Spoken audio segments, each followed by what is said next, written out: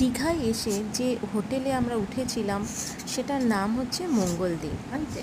এই মঙ্গলদ্বীপ হোটেলটিতে আমরা 304 নম্বর রুমেতে স্টে করেছিলাম। তোমরা সবাই দেখতেই পাচ্ছ এখানে দুটো খাট রয়েছে এবং ঘরটা ছিমছামের ওপরে ভালোই ছিল এবং বাথরুমটাও ঠিকঠাক ছিল। তো এই ঘরটার প্রাইস ছিল 800।